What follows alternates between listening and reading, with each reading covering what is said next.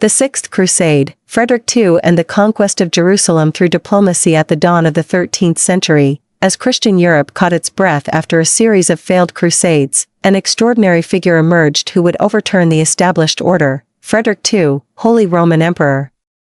A man of contradictions, Christian by birth yet deeply influenced by Islamic culture, an absolute ruler yet a philosopher, a warrior yet a master negotiator, these paradoxes within his character made the Sixth Crusade radically different from all its predecessors. In the opulent palaces of Palermo where Frederick was raised, Arabic culture intertwined with Norman heritage in a peculiar harmony.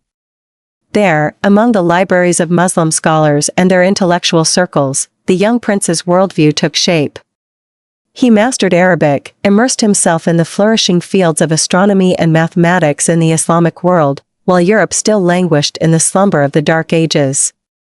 This unique background gave him a distinct perspective on the Crusades. When Frederick vowed to join the crusade, his motivation was not purely religious, as had been the case with previous leaders. He saw it as an opportunity to strengthen his authority against the papacy and expand his influence in the Mediterranean.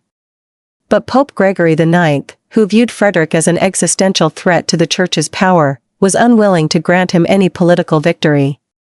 When Frederick delayed fulfilling his vow, the Pope swiftly excommunicated him, a brutal blow to the emperor's dignity. Yet Frederick, with his characteristic political cunning, turned this excommunication from a curse into a blessing.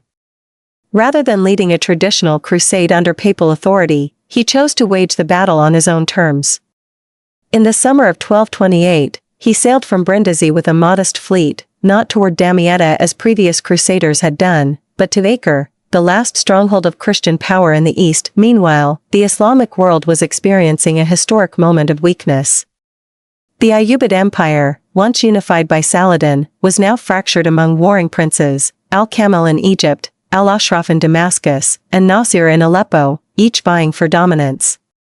Frederick, with his sharp political instincts, recognized this internal discord and chose to exploit the Ayyubid divisions rather than confront Muslim forces head-on. The secret correspondence between Frederick and Al-Kamil was a diplomatic masterpiece. The excommunicated emperor and the sultan, threatened by his own kin, each needed the other. Frederick sought a victory to restore his prestige in Europe, while Al-Kamil required an ally to bolster his position against rivals. After months of intricate negotiations, the Treaty of Jaffa was struck, a stunning defiance of Crusader tradition. When Frederick entered Jerusalem in March 1229, the scene was nothing short of surreal. An excommunicated emperor crowned himself king of the Holy City while Christian clergy watched in bewilderment, and Muslims continued their prayers in the Al-Aqsa compound, which remained under their control. Frederick had succeeded where hundreds of thousands of crusaders before him had failed, but at a steep cost to his reputation and standing. The reactions to this unorthodox triumph were striking. In the Muslim world, outrage erupted against Al-Kamil, accused of selling Jerusalem. Poets mocked him, scholars condemned him, and the public scorned him. In Europe, the situation was more complex. How could the Church bless the success of an excommunicated emperor? How could crusaders celebrate Jerusalem's recovery when religious authorities refused to sanctify this victory? The greatest irony was that this diplomatic triumph proved fleeting. The Holy City, reclaimed by Frederick's words rather than his sword, fell back into Muslim hands just 15 years later. Yet the lesson of the Sixth Crusade endured. Military solutions alone cannot resolve complex conflicts, and a deep understanding of cultural and political contexts can achieve what brute force cannot. Today, 8 centuries later, the Sixth Crusade remains a unique case study in the history of warfare. It reminds us that the greatest victories often come from unexpected places, and that true leaders know when to replace the sword with wisdom. Frederick II, with all his contradictions and brilliance, stands as a testament that history is not shaped by warriors alone, but also by thinkers and strategists who understand the tides of time. The Fifth Crusade, an epic of blood and mud that changed the course of history at the dawn of the 13th century. As Europe caught its breath from successive defeats in the East, the Christian world awakened to a new dream. This was no ordinary dream, but one carrying the seeds of one of the greatest military disasters in Crusader history. This was the story of the Fifth Crusade, an epic that blended blind ambition with compounded ignorance, soldiers' courage with commanders' folly, human determination with nature's cruelty, and the palaces of Pope Honorius III, where candles flickered over gilded maps, the greatest strategists of the age gathered. Their fingers confidently pointed to the Egyptian city of Damietta, that pearl gleaming on the Nile's banks. He who controls Egypt controls Jerusalem. With this phrase they distilled centuries of military history. But they forgot that the ancient god Nile would never permit it. In the winter of 1217, ships began departing from Italian, Hungarian, and German ports, carrying Europe's flower of chivalry. The spectacle was so magnificent historians described it as unparalleled since Alexander's time. But behind this splendor lay horrifying truths.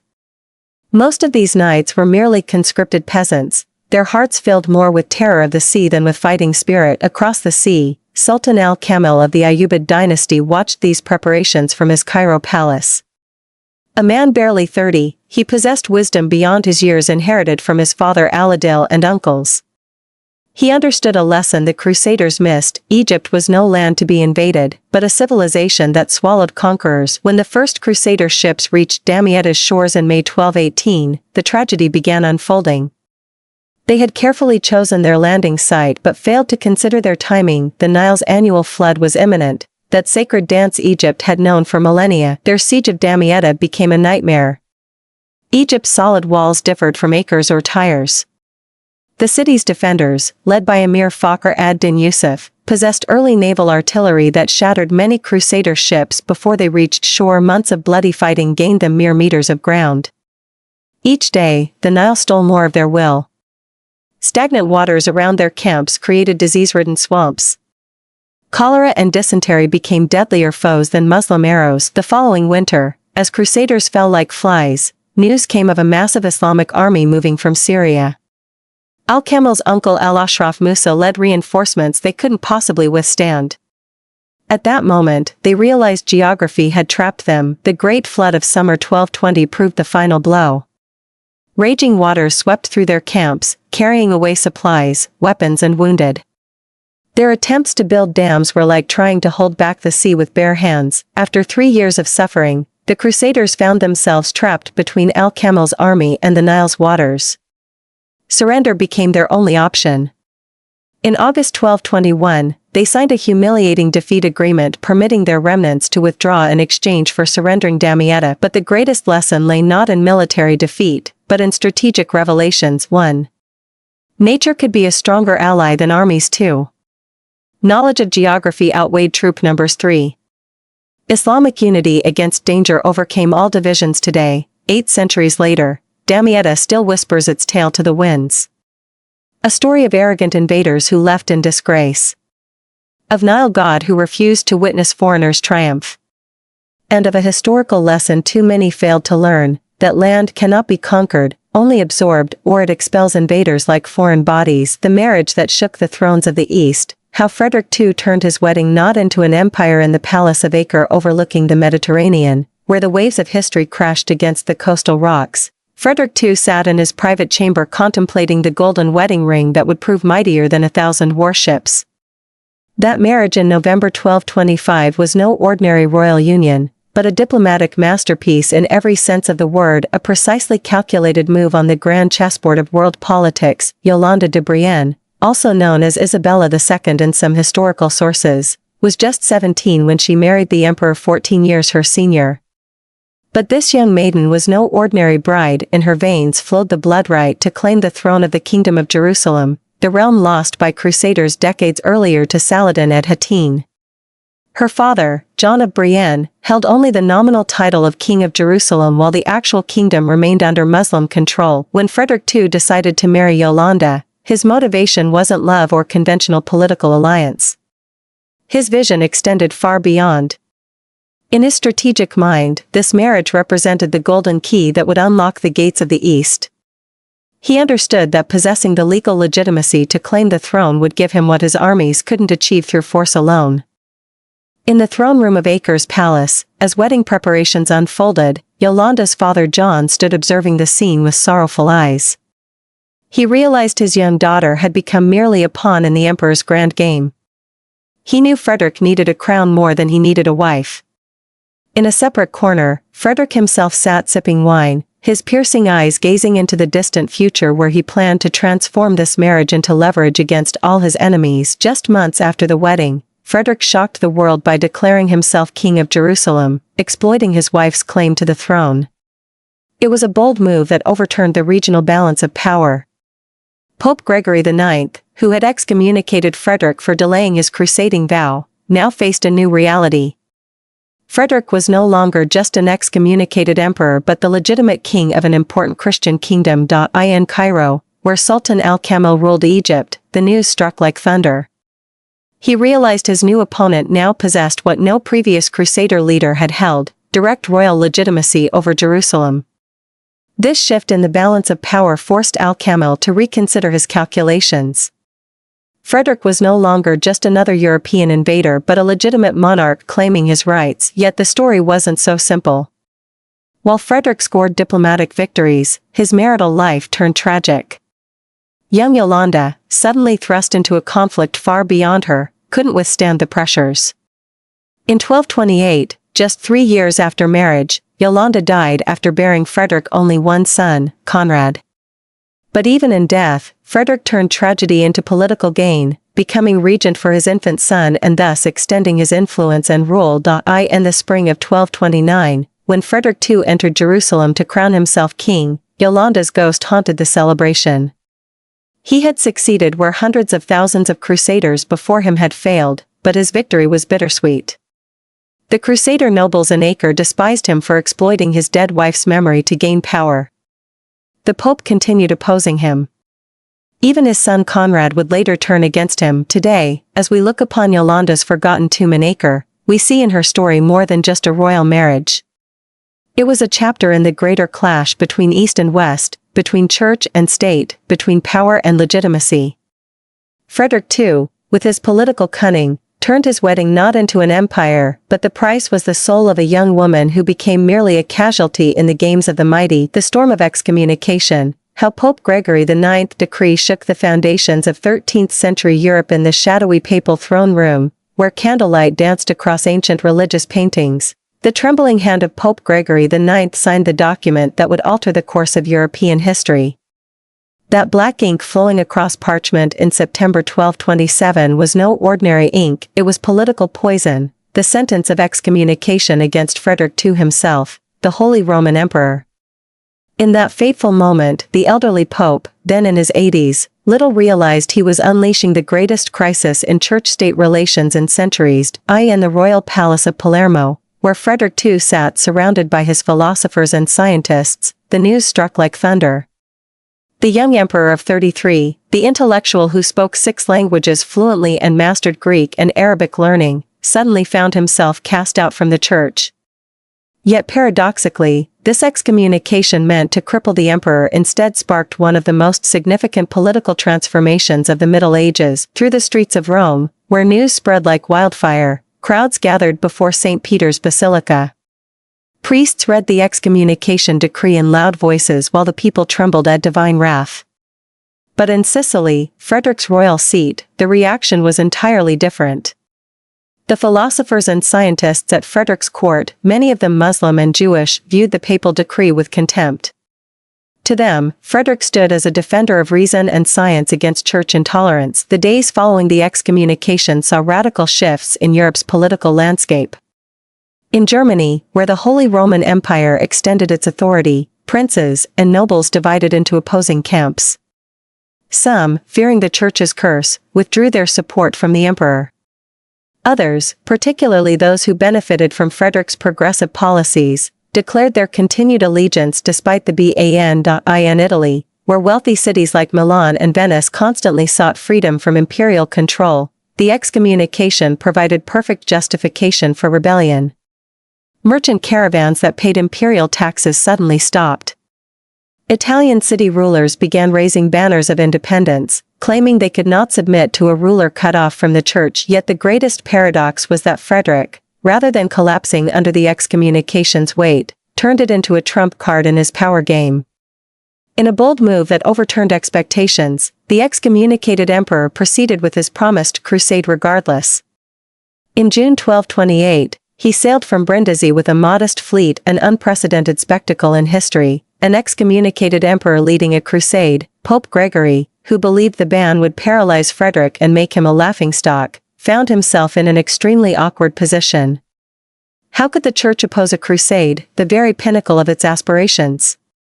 How could the Pope explain to Christendom that the cursed emperor was fulfilling the Church's dream of reclaiming the Holy Land? In the Holy Land, the excommunication transformed from curse to blessing in Frederick's cunning hands. During negotiations with Sultan Al-Kamil, Frederick used his banned status as grounds for rapprochement with Muslims.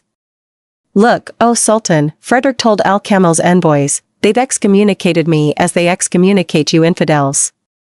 Now I stand closer to you than to them." It was a brilliant psychological ploy that broke barriers between the Islamic and Christian worlds. When Frederick entered Jerusalem in March 1229 to crown himself king, it was a stunning blow to the papacy. How could an excommunicated emperor achieve what the Church had failed to accomplish for decades? How could a man cut off from the Church reclaim the Holy City without bloodshed? While blessed crusades had repeatedly failed, the political consequences of this success ran deep. Across Europe, many began questioning the Pope's authority to excommunicate. If the banned Frederick could achieve such victory, what value had the Church's curses? Questions once whispered in palace corners and monasteries now surfaced openly. More dangerously, Frederick's absence in the East gave his enemies opportunity. The Pope declared a crusade against the excommunicated emperor himself. Germany and Italy erupted in bloody civil war between Frederick's supporters and the Pope's allies. Castles burned, cities were besieged, fields destroyed. The papal ban had turned Europe into an open battlefield. Ironically, the more the Pope pressured Frederick, the more his popularity grew among certain populations. In Sicily, Frederick's capital, poets and philosophers began writing verses glorifying the atheist emperor who dared challenge the Pope.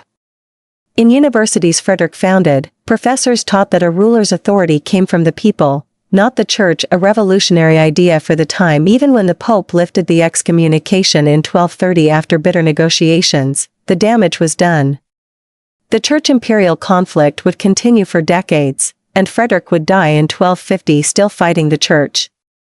But the lesson was learned by every European ruler: one could remain in power even under excommunication. Looking back, the 1227 excommunication was no mere Church penalty but a turning point in European history. It revealed that papal authority wasn't absolute, and heralded a new era of secular states, realpolitik, and the pre-Renaissance world. Frederick, through his defiance, became the unwitting prophet of this new world. His excommunication didn't weaken him but exposed his opponent's weakness. Jerusalem, reclaimed while banned, proved that history followed not papal commands but the will of strong men who dared challenge dogma. Ultimately, the excommunication transformed from punishment into myth-making. The legend of Frederick II, the atheist emperor, the papacy's greatest foe, the man who triumphed despite all ecclesiastical curses. He proved true power came not from heaven but from iron will and keen vision. In European palaces where nobles exchanged news of Frederick's victories despite excommunication, a new idea took shape, that rulers derived legitimacy from their people and achievements, not papal blessings. This idea, born from Frederick's struggle with the papacy, would later spark the Renaissance. In monasteries and universities, thinkers began asking dangerous questions. If an excommunicated emperor could triumph in the Holy Land, did the ban truly have divine power? If the Church opposed the man who reclaimed Jerusalem, who really represented God's will, the conflict's most important legacy lay in religion-politics relations. Frederick, by defying the Pope and succeeding despite excommunication, established a new ruler model, not as the Church's servant but as an independent political leader. This model would underpin Europe's modern nation-states. Historical records show 1227 to 1230 as witnessing a radical power shift.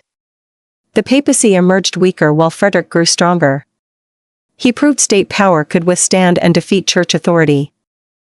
Europe learned a clear lesson: the era of absolute Church dominance over politics was ending, and a new age dawning where states could exist independent of religion. This idea, radical in the 13th century, would form modern Europe's foundation. Ultimately, Frederick II's excommunication transformed from historical event into political legend, a tale of how one man's will could challenge the Middle Ages' greatest institution and prevail. A legend that would inspire subsequent kings and emperors to limit papal power and lay foundations for the modern world of sovereign states. The negotiations that shook the thrones of the East. The full story of Frederick and Al-Kamil's agreement in a gilded silk tent swaying in the Mediterranean breeze, where candlelight mingled with the scent of rare incense. Two unusual envoys sat writing a new chapter in the history of East-West conflict. On one side, the emissary of Emperor Frederick II, the man who had defied the papacy and arrived in the East excommunicated. On the other, the envoy of Sultan Al-Kamil of the Ayyubids, the ruler who had inherited from his uncle Saladin a dynasty fractured by family strife. This was the beginning of one of the most complex and extraordinary negotiations of the Middle Ages, talks that would change Jerusalem's fate without a single battle. In the stone halls of Acre's fortress, where Crusader banners hung dusty with age, Frederick sat in secret midnight councils with his advisors. The emperor, a master of political maneuvering, knew time was against him. His small army dwindled daily from disease, the Crusader barons eyed him with suspicion, and the Pope in Rome waited for any misstep. But Frederick held a trump card none yet recognized: his profound understanding of the Islamic world, knowledge gained during his multicultural Sicilian childhood. In Cairo's splendid Ayyubid palace, Al-Kamil sat surrounded by his jurists and military commanders. Having inherited a fractured realm from his father Al-Adil and uncles, he faced greater threats from his Damascus-based brothers than from the Crusaders on the coast. When Frederick's first letters arrived, Al-Kamil read them first with suspicion, then began seeing a golden opportunity to relieve pressure on two fronts. He dispatched his most cunning advisors, including the Sufi scholar Shams al-Din al-Kufi, to initiate secret contacts with the Crusader camp. The negotiations' first phase began with an unusual exchange of gifts. Al-Kamil sent Frederick a rare white elephant along with precious Arabic medical manuscripts. In return, Frederick sent an elaborate water clock crafted by his engineers and a parrot that spoke 3 languages. These were not mere courtesies but clever tests of each other's cultural openness and capabilities. As weeks passed, the correspondence shifted from diplomatic niceties to substance. Frederick proposed a secret alliance, Al-Kamil's help regaining Jerusalem in exchange for military support against Damascus rebel princes. But Al-Kamil proved more cunning. Rather than direct agreement, he played for time, knowing the coming Nile flood would be his strongest ally against any Crusader attack. In the Crusader camp, tensions surfaced. When word of secret negotiations spread, Jerusalem's barons revolted, accusing Frederick of treason and collusion with Muslims. In a stroke of genius, Frederick burned his own army's supply stores, forcing everyone to choose between starvation or accepting his policy. A perilous move, it revealed a tactical mind unafraid of risk. The Islamic side faced equal turmoil. When negotiation news reached Damascus, Al-Kamil's rebel brother Al-Muazzam Isa sent Frederick a threatening letter promising to liberate Jerusalem if he abandoned Al-Kamil. But Frederick, with his deep grasp of Ayyubid divisions, used this very letter to pressure Al-Kamil by hinting at possible alliance with his enemies. After months of complex diplomatic maneuvering, the parties reached a turning point. In a grand tent erected on Jaffa's hills, principal negotiators from both sides convened. Frederick himself met Al-Kamil's envoys, conversing in flawless classical Arabic while displaying astonishing knowledge of the Quran and Islamic history. This cultural fluency, more than any military might, opened previously locked doors. The final treaty signed in February 1229 was a diplomatic masterpiece, a 10-year, 5-month, and 40-day truce, calculated by both Hijri and Gregorian calendars, Crusader control of Jerusalem with the Haram al-Sharif, Al-Aqsa Mosque and Dome of the Rock, remaining under Islamic authority, freedom of worship for all religions in the Holy City, prisoner exchanges and return of confiscated properties. But post-signing events proved more dramatic still. When Frederick entered Jerusalem on March 17, 1229, it was no triumphant conqueror's procession but a surreal scene embodying the era's contradictions. An excommunicated emperor crowning himself in the Church of the Holy Sepulchre, a speech delivered in Arabic before an assembly of Muslims and Christians, a banquet uniting Crusader leaders with Muslim princes at one table, Muslim prayers continuing at Al-Aqsa while church bells returned to Jerusalem after 40 years of silence in Cairo. Al-Kamil faced fierce criticism from conservative jurists accusing him of betraying Saladin's legacy. But the pragmatic sultan saw further. In a secret letter to his Damascus-based brother, he wrote, "We gave them Jerusalem's stones but kept its heart. The day will come when they return to their see, and the land to its people." In Rome, news struck Pope Gregory IX like thunder. How could an excommunicated emperor achieve what the Church had failed to accomplish for decades? The crueler blow was Frederick reclaiming Jerusalem without papal help, indeed against papal wishes. These extraordinary negotiations, begun as a temporary tactical solution, evolved into a timeless model of cross-civilizational diplomacy. They proved dialogue could sometimes achieve what centuries of war could not, and that deep understanding of another's culture might outweigh 1,000 warships. 8 centuries later, the Frederick Al-Kamil Agreement remains studied in diplomacy schools worldwide as the first model for resolving civilizational conflicts through negotiation. It reminds us that history's greatest victories aren't always won on battlefields, but sometimes at negotiating tables where enemies sit down only to discover they might not be enemies after all. Jerusalem. The concession that shook the thrones of sultans in the throne room of Cairo, where the golden glow of lanterns danced upon ornate palace walls, Sultan Al-Kamil of the Ayyubids sat surrounded by his advisors in a secret council that would forever alter Jerusalem's fate. The gentle breeze from the Nile carried a momentous decision to surrender the holy city to the Crusaders without battle. This was no act of weakness or defeat, but rather the fruit of profound strategic vision showcasing Ayyubid political genius at its finest. On that warm spring evening of 1229, as Cairo slept in nocturnal silence, Sultan Al-Kamil's formidable mind worked tirelessly. The man who had inherited a fractured empire from his uncle Saladin understood that the real battle lay not with the Crusaders at Jerusalem's walls, but with his Ayyubid kinsmen in Damascus and Aleppo. Al-Kamil recognized that preserving the Ayyubid dynasty's unity mattered more than clinging to the holy city's stones, i.e. the negotiation tent on Jaffa's hills, where Frederick II's envoys awaited final terms. Sheikh Shams al-Din al-Kufi, the Sultan's trusted advisor, explained the agreement's final clauses. The 10-year, 5-month, and 40-day truce was no arbitrary timeframe, but meticulously calculated to align with both Hijri and Gregorian calendars, a diplomatic masterstroke reflecting mutual respect between the parties. Within Jerusalem itself, the city that had witnessed centuries of conflict, Muslim inhabitants watched events unfold with anxiety. Merchants in the cotton market, scholars in Al-Aqsa's schools, peasants in Bethlehem's villages all wondered about their fate under new Crusader rule.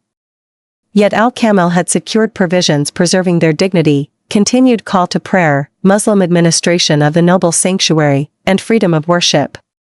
He surrendered stones while safeguarding the spirit, i.e. in the Crusader camp beyond Jaffa's walls. Frederick II monitored negotiations knowing time was running short. His disease-ravaged army, skeptical Crusader barons, and constant threats from Pope Gregory IX made diplomatic victory imperative. His repeated letters to Al-Kamil, composed in eloquent Arabic, shuttled between camps carried by spies from both sides. In Damascus, Al-Kamil's rebellious brother Al-Muazzam Isa prepared a major military strike against his Egyptian sibling. These fraternal conflicts within the Ayyubid house proved decisive in Al-Kamil's Jerusalem concession. He preferred temporarily losing a symbolic city over permanently losing Egypt's throne. In Aleppo's Ayyubid palaces, their uncle Al-Ashraf Musa secretly allied with Khwarezmians against his own kin. The Ayyubid drama resembled a Shakespearean tale of betrayal and power struggles. Egypt's economic situation formed another critical factor. Years of continuous warfare since Saladin's time had drained Ayyubid coffers. The Nile's weak floods caused famines and reduced agricultural output. With political acumen, Al-Kamil recognized that new war with Crusaders would break Egypt's economic back. The treaty with Frederick guaranteed 10 peaceful years for reconstruction. When Frederick entered Jerusalem in March 1229, the scene differed utterly from the Crusaders' first conquest 130 years prior. There were no massacres, mosque destructions, or population expulsions. The Holy City witnessed an extraordinary spectacle, a Christian emperor strolling through its markets, conversing with Muslim scholars, heeding advice from its judges. This marked coexistence's triumph more than Crusader victory. From Cairo, Al-Kamil monitored Jerusalem's news with quiet confidence. His secret letters to Damascus and Aleppo reveal his strategic vision. We gave them the city as a temporary trust, they will return it when the time comes. He proved right when, after the truce expired under favorable conditions, Muslims reclaimed Jerusalem with minimal effort. What some mistook for weakness was actually the smartest move in Crusader Islamic conflict history. Al-Kamil sacrificed symbols to preserve substance, conceded the present to secure the future. Jerusalem returned, but the Ayyubid state preserved by Al-Kamil's wisdom continued the struggle for centuries to come. The Sultan's chess-like foresight transformed apparent concession into ultimate victory, proving that true leadership sometimes requires surrendering battles to win wars. His legacy endures as a masterclass in statecraft where temporary retreats pave the way for lasting triumphs. Negotiations on the edge. The full story of the Jaffa Agreement's challenges in a purple silk tent pitched on the hills of Jaffa, where the Mediterranean breeze met the desert wind. Two men sat bearing the weight of entire histories upon their shoulders. On one side, Emperor Frederick II, excommunicated by the Pope, clutching a faded yellow parchment, all that remained of his legitimacy in the Christian world. Opposite him, Sheikh Shams al-Din al-Kufi, envoy of Sultan Al-Kamil of Egypt, bearing a message sealed with the Ayyubid insignia engraved with "There is no victor but God." Between them, a cedarwood table held a tattered map of Jerusalem, stained with red wine and Arabic coffee, silent witnesses to their marathon negotiations. In the royal hall of Acre's fortress, Crusader barons conspired behind closed doors against Frederick. "How dare this heretic negotiate with infidels?" whispered a Teutonic knight. Mutinous murmurs grew daily as Frederick tried convincing them Jerusalem wasn't worth a single life. But Crusader hearts brimmed with hatred accumulated since Saladin's conquest 40 years prior. One fateful night, rebels burned supply stores, attempting to force Frederick into battle rather than diplomacy. In Damascus, Al-Kamil's rebellious brother Al-Muazzam Isa plotted his coup from the Citadel Palace. "If Al-Kamil surrenders Jerusalem, we shall become Islam's true defenders," he declared. His secret letters to Frederick, delivered by Venetian merchants, promised Jerusalem in exchange for alliance against Al-Kamil. These familial conspiracies left the Sultan walking a diplomatic tightrope over an abyss. In Rome, Pope Gregory IX burned scroll after scroll, furious his excommunicated emperor neared achieving what the church couldn't. "He's a devil disguised as emperor," he wrote to cardinals. His threats of crusade against Frederick himself reached Al-Kamil's ears, further complicating matters. The negotiation tent witnessed daily linguistic crises. When Frederick explained sacred truce in Latin, Arabic translations became temporary surrender. When Al-Kamil mentioned Islamic right of preemption, Crusaders understood permanent sale. Only Frederick's Jewish physician, Jacob of Antioch, fluent in both cultures, prevented total breakdown. 1 tense afternoon, a Turkish servant presented Frederick with Al-Kamil's gift, an intricate water clock from Cairo's engineers. Rather than easing tensions, Frederick's advisors suspected sorcerous espionage. 3 hours of explanations by an accompanying Arab engineer were needed to prove it mere artistry. The Muslim camp faced different dilemmas. Frederick's reciprocal gift, a trilingual parrot, was declared satanic by conservative jurists. One Qadi demanded its execution for mocking God's gift of speech. Only Al-Kamil's personal intervention prevented this absurdity from destroying months of progress. The ultimate challenge was the noble sanctuary. Frederick knew controlling Temple Mount was essential for Christian legitimacy. Al-Kamil understood surrendering it would make him Islam's pariah. Their solution, Muslim administration with Christian visitation rights, became a diplomatic miracle. In final weeks, negotiations nearly collapsed over truce duration. Crusaders demanded 10 Gregorian years, Muslims insisted 10 Hijri, 11 days difference. Their creative compromise, 10 years, 5 months, and 40 days, satisfied both calendars simultaneously. When terms were announced, both camps erupted. In Acre, Templars rejected the treaty. In Cairo, scholars accused Al-Kamil of treason. But the leader stood firm. On February 18, 1229, Frederick read the agreement in flawless Arabic from Jaffa's walls while Al-Kamil received final reports in Cairo, smiling what history would call the Sultan's confident smile. After centuries of bloodshed, these negotiations proved history's greatest victories aren't always won on battlefields, but sometimes at dialogue tables where enemies become peacemaking partners, however temporarily. Jerusalem, the city for which oceans of blood had been spilled, changed hands this time through ink and parchment rather than iron and steel. Frederick II, the master diplomat who changed the rules of the game in the lavish palace of Palermo, where cultures mingled and languages intertwined, sat an extraordinary man whose thinking defied the conventions of his time. Frederick II, the emperor who challenged tradition and overturned norms, was preparing to write a new chapter in history, one the world had never seen before.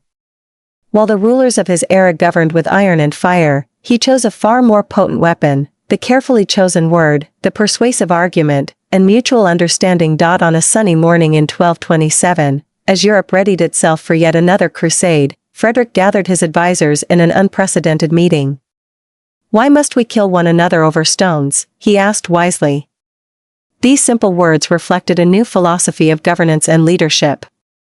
He realized that Jerusalem, the city for which rivers of blood had been spilled, could be reclaimed in another way. Through diplomacy and dialogue, preparations began for the boldest negotiations of the Middle Ages. Frederick, who had mastered Arabic in his youth, chose his words as carefully as a general selects his troops. He personally oversaw the translation of letters, infusing them with touches of Islamic culture to demonstrate respect for his adversaries. He understood that winning hearts was just as important as winning battles. When he arrived in Acre with his modest army, secret negotiations commenced with Sultan Al-Kamil of the Ayyubids. The letters exchanged between the two camps carried unprecedented ideas. Frederick did not speak as a fanatical crusader but as a statesman of the world. He quoted the Quran in his messages and displayed a deep knowledge of Islamic traditions, earning the admiration of Al-Kamil's court. In the negotiation tent, where everyone expected a disastrous failure, something unexpected happened. Instead of empty threats and hollow promises, Frederick proposed a new vision of coexistence. Jerusalem would return to Christian control, but the noble sanctuary, Haram al-Sharif, would remain under Muslim authority. Freedom of worship for all. Respect for holy sites.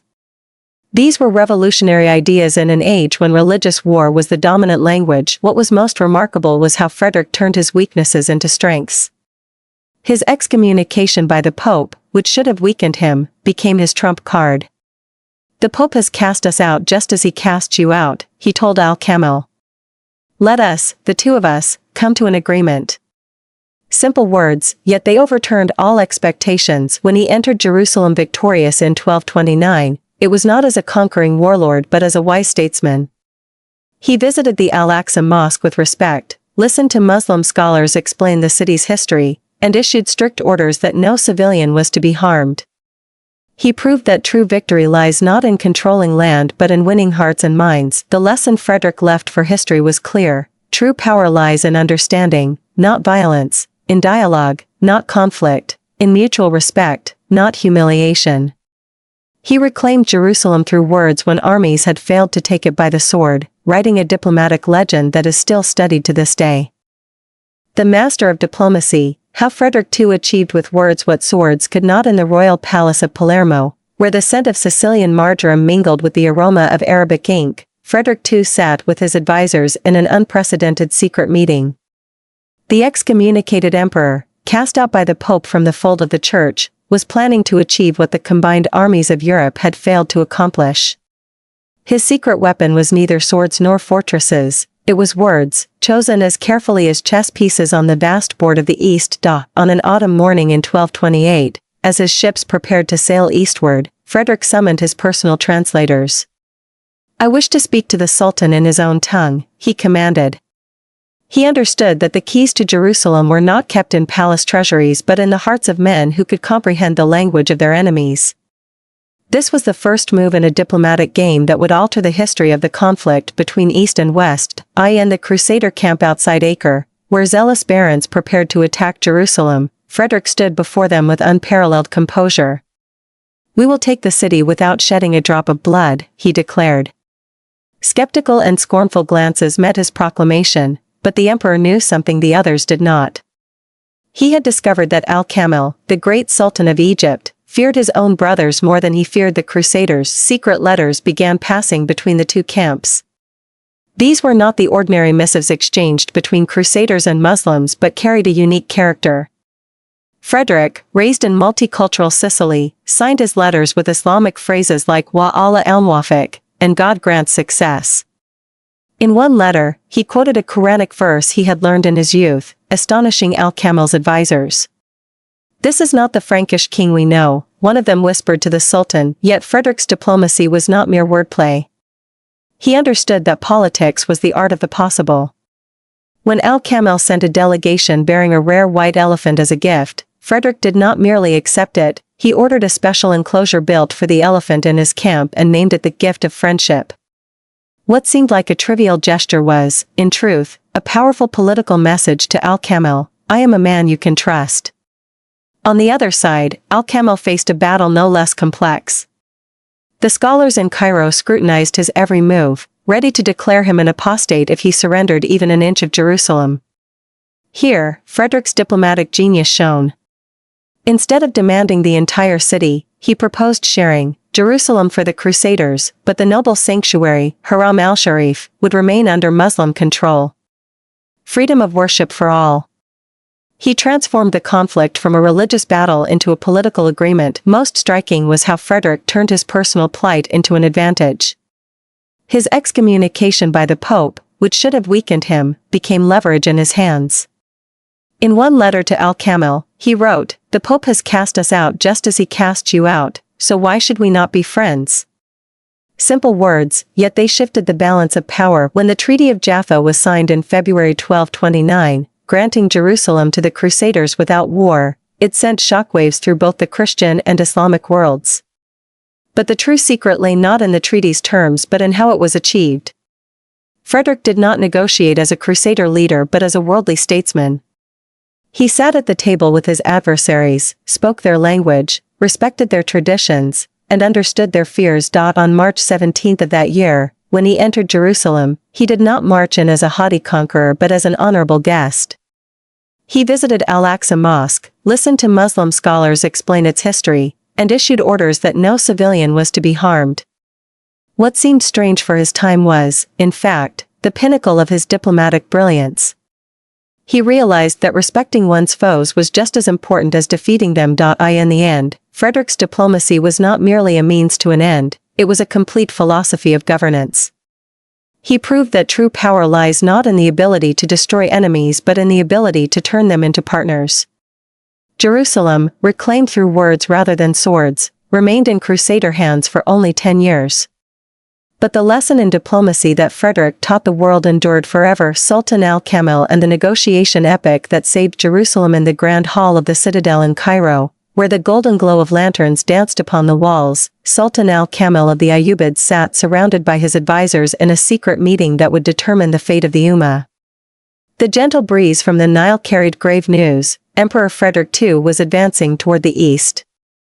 Al-Kamil was no ordinary leader. He had inherited from his uncle Saladin a rare political acumen, and he knew the coming battle would not be fought with swords, but with words and diplomatic maneuvers. In his private chamber, where manuscripts of geography and history lined the shelves, Al-Kamil began planning an unprecedented confrontation.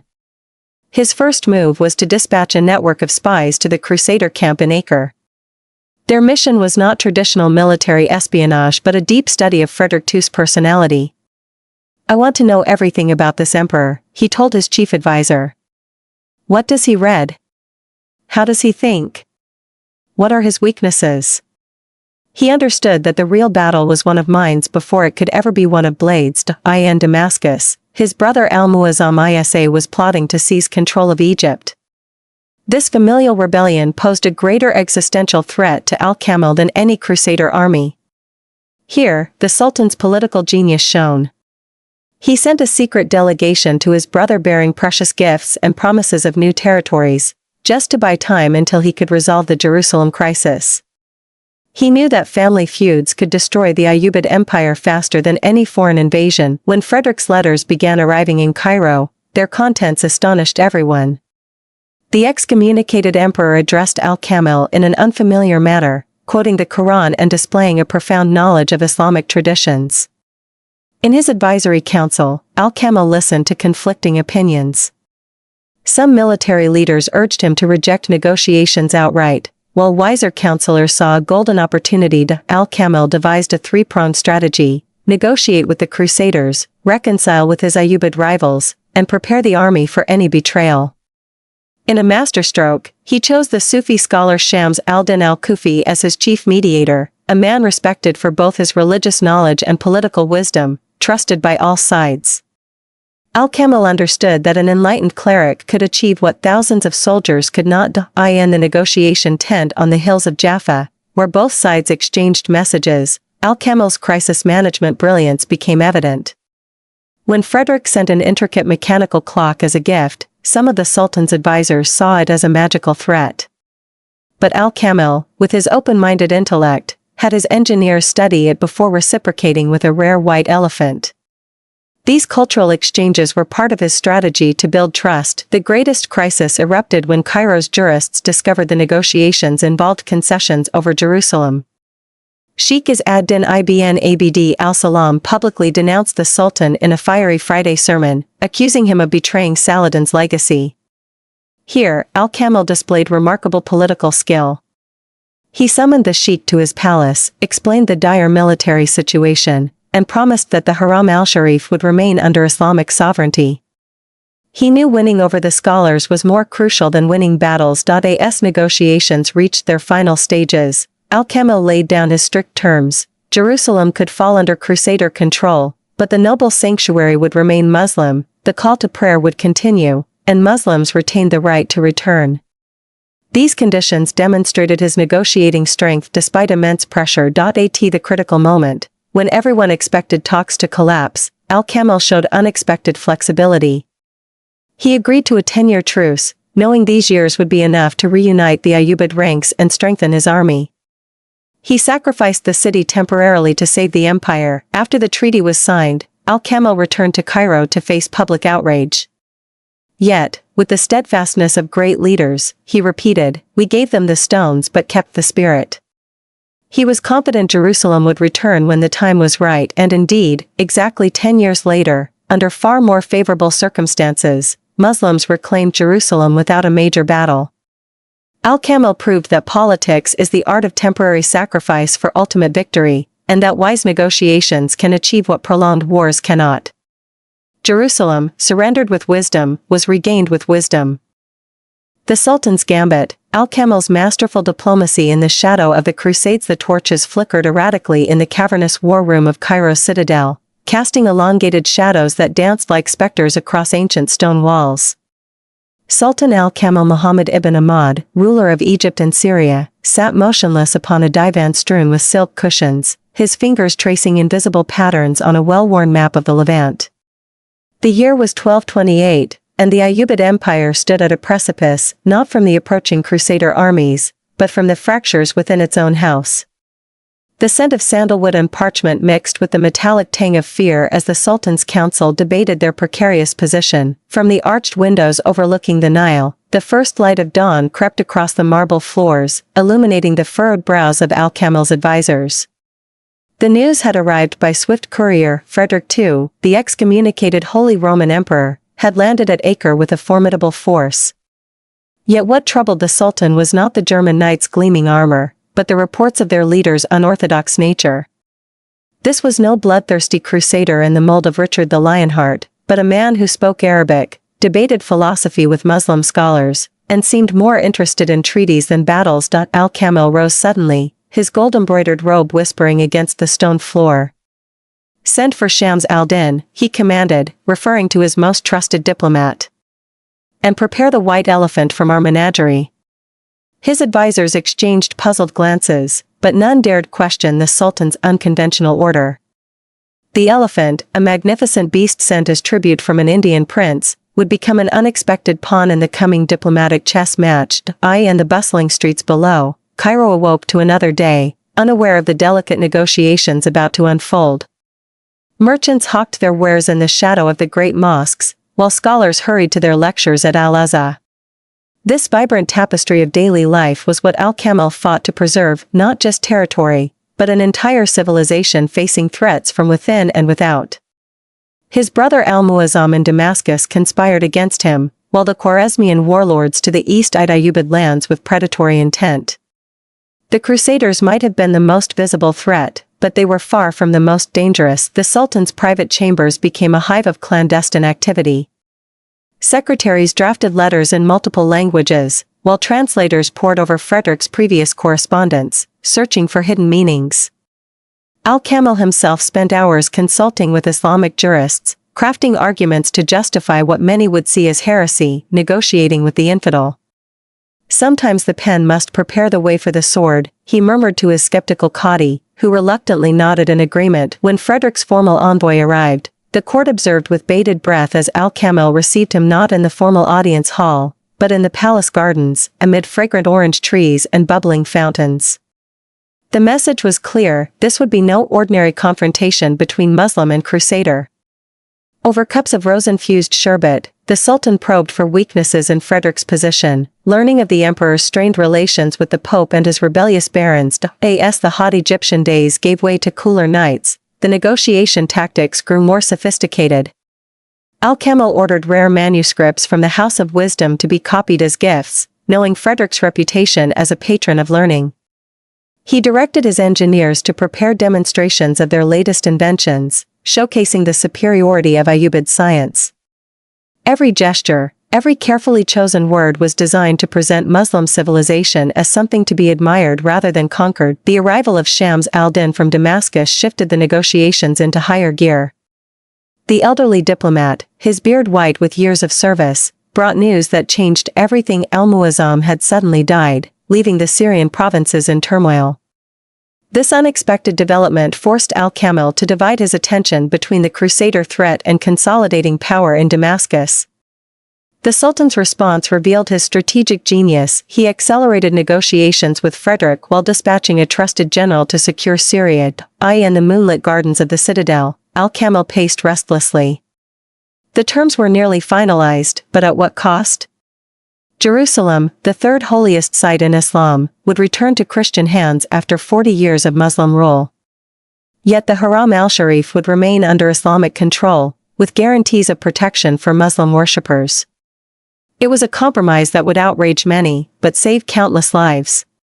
"Let them have the stones," the Sultan told his worried advisors, "while we keep the faith." The final negotiations took place not in palaces or tents, but aboard a lavishly decorated barge floating on the Nile, symbolizing the fluid nature of the agreement. As scribes prepared multiple copies of the treaty in Arabic, Latin, and Greek, Al-Kamil presented Frederick's representatives with the white elephant, a magnificent creature that left the European envoys speechless with wonder. This calculated display of Ayyubid wealth and exotic power served as a subtle reminder that for all their military might, the Crusaders remained cultural provincials compared to the sophisticated Muslim world. When news of the treaty reached the streets of Cairo, the reaction was mixed. Some praised the Sultan's wisdom in avoiding bloodshed, while others, particularly among the religious class, denounced it as a betrayal. Al-Kamil moved swiftly to contain the backlash, hosting elaborate banquets for influential scholars and carefully explaining the strategic necessity of the temporary concession. His personal piety and patronage of religious institutions helped mute the criticism, though whispers of discontent would linger for years. The implementation of the treaty revealed Al-Kamil's meticulous planning. Muslim officials were carefully trained to interact with their new Christian overlords, while garrisons were discreetly reinforced along strategic routes. The Sultan established a special diplomatic corps to handle ongoing relations with the Crusader state, ensuring the 10-year truce would be used to Egypt's advantage. Meanwhile, his spies in Europe kept close watch on Frederick's troubled reign, ready to exploit any weakness. As the seasons turned, the wisdom of Al-Kamil's decision became apparent. While Jerusalem changed hands, the vital coastal cities remained firmly under Ayyubid control. Trade routes stayed open, and the flow of pilgrims continued, filling the empire's coffers with much-needed gold. Most importantly, the breathing space allowed Al-Kamil to finally secure his position in Damascus, reuniting the fractured Ayyubid domains under his rule. The Sultan's health began to decline as the years passed, but his political vision remained sharp. On his deathbed in 1238, he summoned his successors and advisors for final counsel. "The Franks will break the treaty," he warned, his voice barely above a whisper. "When they do, be ready." His prophecy would prove accurate. Within years of his passing, the Crusaders violated the agreement, leading to the eventual Muslim reconquest of Jerusalem in 1244. Al-Kamil's legacy endured long after his death. His innovative diplomatic strategies became required study for future Muslim leaders facing Western threats. The elaborate spy network he developed served as a model for intelligence gathering, while his cultural diplomacy demonstrated the power of soft power alongside military might.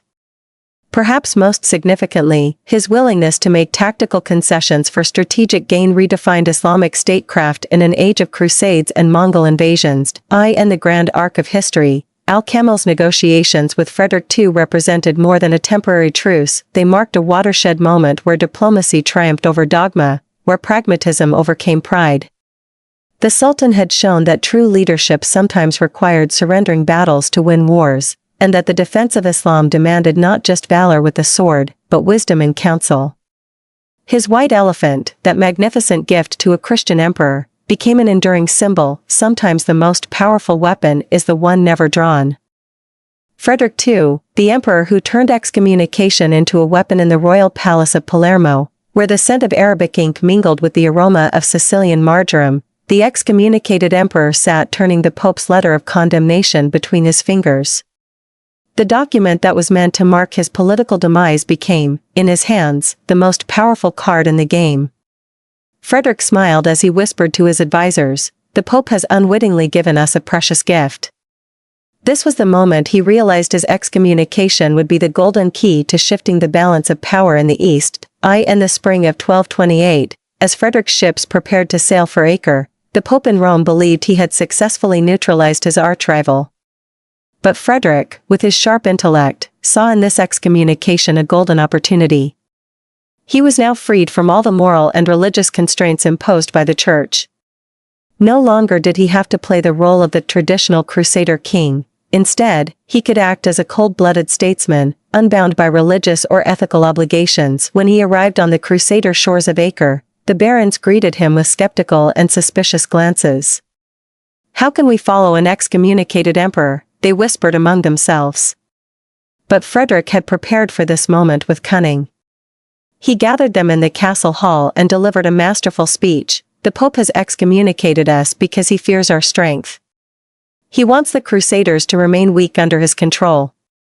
With these words, he transformed his excommunication from a curse into a tool to unite his forces against a new enemy, the papacy itself. In the negotiation tent with Al-Kamil's envoys, Frederick played the excommunication card with astonishing skill. "You and I are on the same side," he told the Muslims in eloquent Arabic, stunning them. "The Pope excommunicates us just as he condemns you, so why should we not come to an agreement?" It was a brilliant strategy, presenting himself as a victim of the papacy, just as the Muslims were victims of the Crusades. The greatest irony was that Frederick's excommunication granted him a freedom no previous Crusader leader had enjoyed. While his predecessors were bound by church doctrines and papal directives, he could negotiate with complete flexibility. He did not hesitate to make concessions that would have been considered heresy in Rome's eyes, such as allowing the Haram al-Sharif to remain under Muslim control.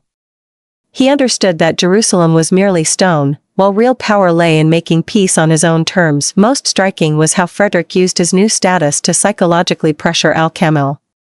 In one cleverly worded letter, he wrote, "The Pope wants me dead on this campaign. Will you help him fulfill this wish?" With this phrase, he placed the Ayyubid Sultan in an awkward position, either save his former enemy from the Pope's conspiracy or become a pawn of the papacy himself. When the Treaty of Jaffa was signed in February 1229, it was the harshest blow to the papacy. The excommunicated Frederick had achieved what all the Holy Crusades had failed to do, reclaim Jerusalem without bloodshed. He had turned the curse of excommunication into a political blessing, using the Pope's hatred of him as an excuse to align with the Muslims. In the end, he proved that true power lies in transforming weaknesses into weapons and curses into gifts.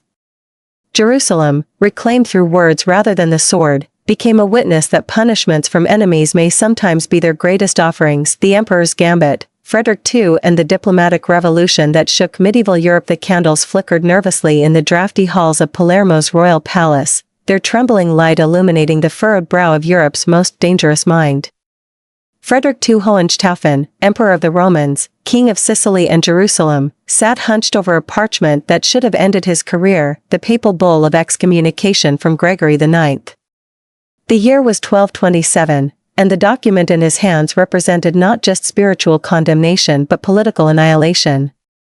Yet as his advisors held their breath, waiting for the inevitable outburst of rage, something extraordinary happened. Frederick began to laugh. Not the bitter chuckle of a defeated man, but the triumphant guffaw of a player who had just been dealt the perfect card. In that moment of crystalline clarity, the excommunicated emperor saw what no one else could, that the Pope had unwittingly handed him the ultimate weapon. Freed from the shackles of ecclesiastical expectation, released from the pretense of pious crusading, Frederick now stood unchained on the chessboard of Mediterranean politics. The scent of Sicilian oranges drifting through the arched windows mixed with the acrid tang of ink as he began dictating letters that would rewrite history. To his secretaries, he outlined a daring strategy that would turn Rome's condemnation into his greatest advantage. To his Arab scholars, he requested translations of Quranic verses that might appeal to Sultan Al-Kamil. And to his engineers, he gave strange orders about preparing gifts, not the usual gold or jewels, but exotic mechanical wonders from his famed workshops. As Frederick's fleet made its uneasy way toward Acre in the summer of 1228, the true brilliance of his strategy began to emerge. Where previous crusaders had arrived bearing crosses and preaching holy war, Frederick came armed with something far more dangerous: cultural fluency. Fluent in 6 languages including Arabic, raised amidst the intellectual ferment of multicultural Sicily, the emperor understood that the key to Jerusalem lay not in siege engines but in shared interests.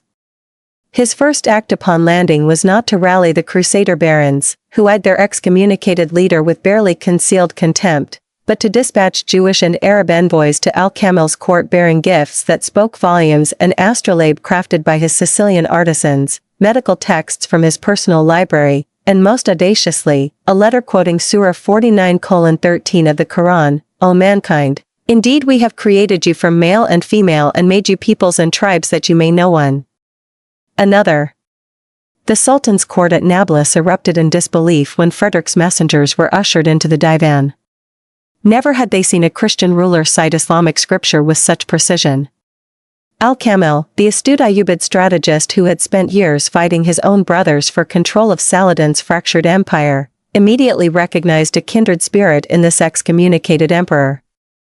Here was another ruler trapped between religious expectations and political realities, another leader who understood that sometimes the most pious act was to avoid battle. The stage was set for one of history's most extraordinary diplomatic encounters. As negotiations commenced in the autumn of 1228, Frederick deployed his excommunication as both shield and sword.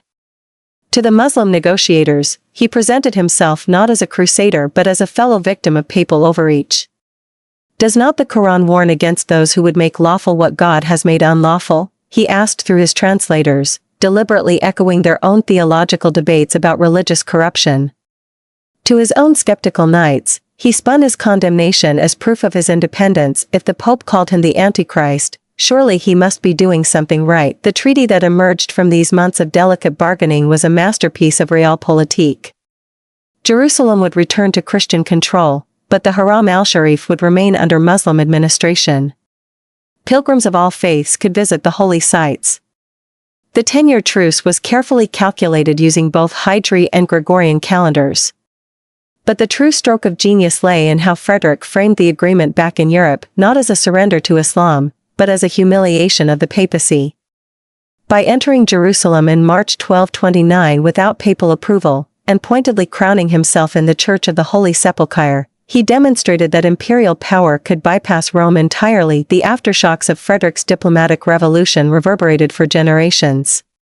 In the Muslim world, chroniclers struggled to categorize this strange emperor who respected Islamic learning while reclaiming Jerusalem.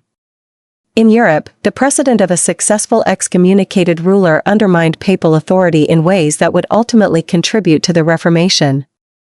And in the dusty archives of diplomatic history, the Treaty of Jaffa stands as a testament to an eternal truth that the most powerful weapons are often not swords, but ideas, not condemnations, but the strategic reinterpretation of those condemnations. Frederick II had turned his excommunication from a death sentence into a declaration of independence, proving that in the grand chess game of history, even the most damning piece can become the most powerful if one has the vision to see the board differently.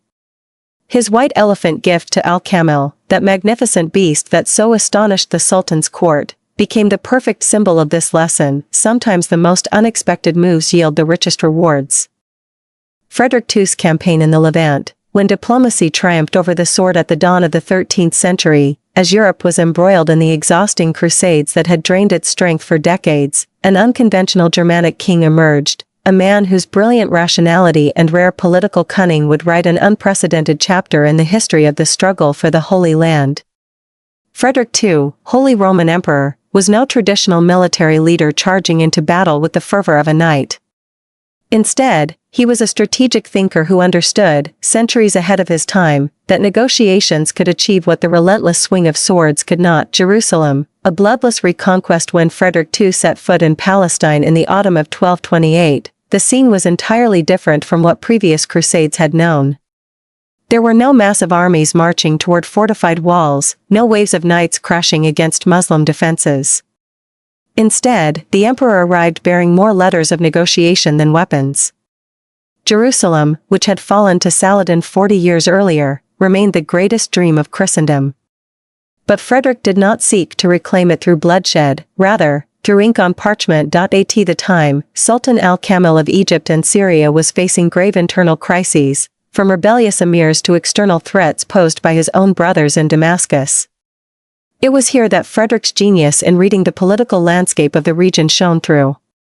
Rather than sending his armies to fight Al-Kamil, he sent negotiation letters proposing an unspoken alliance, Jerusalem in exchange for political support. While the Crusader knights in Acre prepared for a great battle, the emperor and the sultan sat at the same table, drawing new boundaries for coexistence in a city that had long been a battleground. On the morning of March 17, 1229, Frederick II entered Jerusalem, not as a conqueror leading his men with drawn swords, but as an honored guest in a quiet procession. No blood was shed, no homes were pillaged, no holy sites were desecrated. Instead, the scene resembled a carefully orchestrated political play. He crowned himself king of Jerusalem in the Church of the Holy Sepulchre, while the Al-Aqsa Mosque remained under Muslim control, with guaranteed Christian access.